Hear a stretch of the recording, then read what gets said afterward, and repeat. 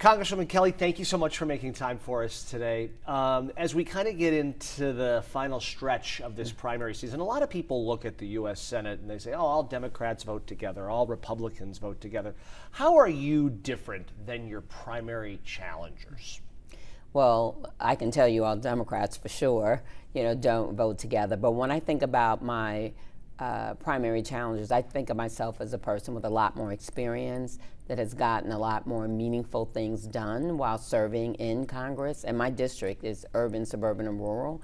It is truly a microcosm of Illinois, and I've delivered in every part of my district. So, but I think those are the big things, my experience, what I've accomplished. I've passed meaningful legislation under Barack Obama, under Donald Trump, and under Joe Biden, and I'm very proud of that. It's easy to say when you pass, and I was a state rep, legislation in Illinois when everything is blue, veto-proof majorities. It's not that way when you come to D.C. You have to make and build relationships. You have to know how to work across the aisle. How would you compare your portfolio against Congressman Krishnamurthy? You two have the same job. Have you gotten more across the line than he has? Definitely. I've passed meaningful legislation around health care, around gun violence prevention, consumer protection, technology. Yes, I have. What would you say is something that you've done in your career that you wish you could have a mulligan on? Anything you'd like to have a redo? A redo? Wow. That's a hard one, I'm sure. I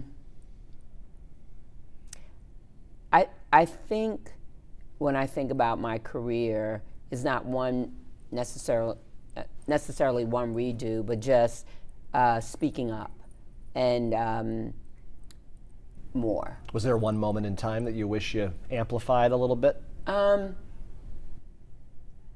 think I guess more not being afraid about giving my opinion. I can't think of, one time. Something that resonates with me when we were in Dem caucus, Pulse had just happened. And the Pulse nightclub shooting right, in Orlando. And we were talking about Pulse, which, of course, I was concerned, very hurt like everyone else. But I got up and I said, we've been speaking about Pulse all this time, but we never spoke about the young lady that just finished singing in a concert and someone drove 2 hours and shot her dead. And I said, we never talk about the people that die by gun violence by themselves. We only talk about it if it's a mass shooting, and that was somebody's daughter, sister, brother. And from that's when the sit-in happened. And we started planning, a few of us started planning that. But I know from me getting up, and someone said, we thought we were going to have to get up because I had tears in my eyes because, it was stand up, sit down, do nothing. But it was for the mass shootings. No one cared about one by one, and that's what I saw in the Chicagoland area. Let's talk about ICE. It has become sort of the predominant topic of this campaign and all of political dialogue. Your line is, we need to dismantle ICE and we need to build an agency that people can trust. Mm-hmm. What does that mean exactly? I think it's bigger than ICE. It's about ICE, but we need to look at the Department of Homeland Security. I've filed impeachment papers against Kristi Noem, but we need to dismantle ICE. We need to dismantle Border Patrol like it is now, and also USCIS that takes care of citizenship and asylums. It's all broken.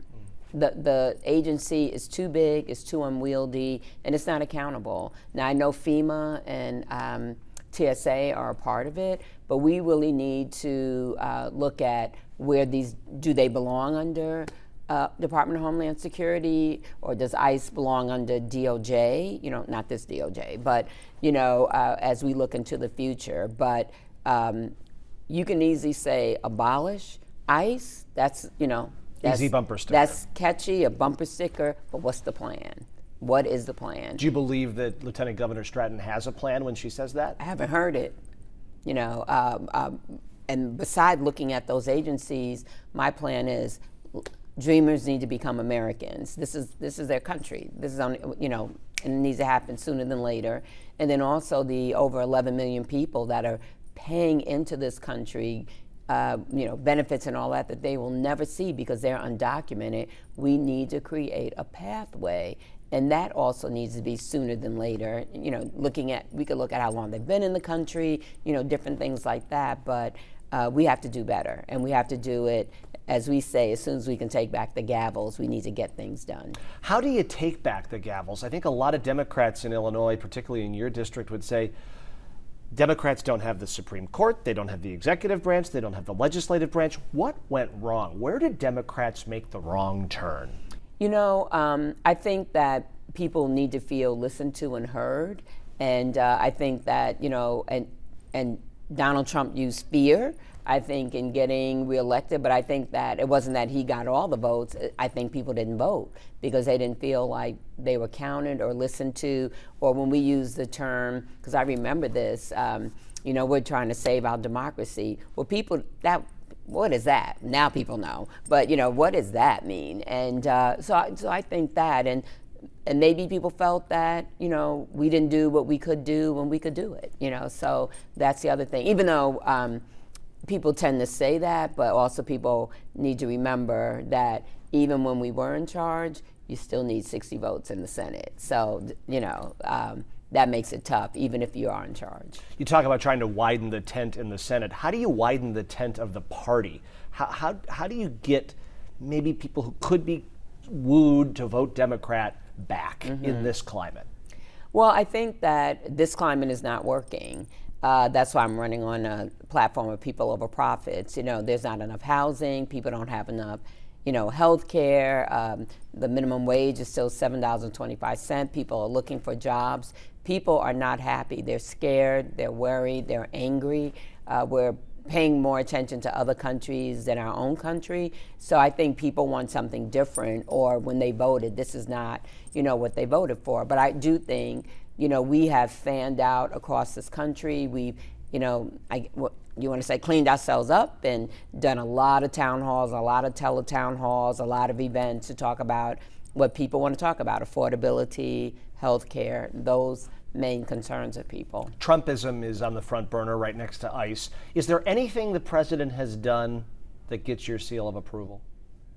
Someone asked me this before, and I remember turning on the TV, and I'm not saying he follows it, but a couple of people from his cabinet, they were talking about health and wellness, and that's very important to me, like eating properly, and I do stuff around food as medicine. I have a huge healthcare portfolio, so that resonated with me, that we do need to eat healthy, we do need to exercise, we do need to take care of ourselves, and that was something they claimed they were going to push. I haven't heard any more, but that resonated with me. Does he get credit for the border being effectively closed, gas prices coming down, the stock market going up?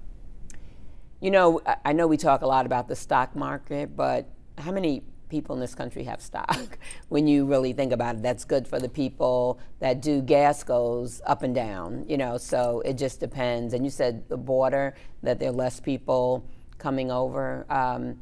Maybe we're stopping people from coming over that need to be here. They're not gonna, they'll be killed, you know, so, you know, I don't know about that. Yes, we want less chaos, we want it to be smoother. I agree with all of that, and I know no one will say we don't need border patrol or enforcement. We do need it, but we need it in a better way.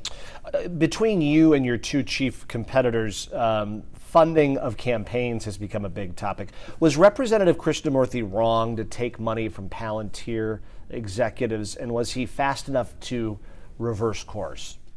Well, I think he took money from Palantir and the Heritage Foundation. Yeah, I don't see how you could do that, and then to vote to thank ICE.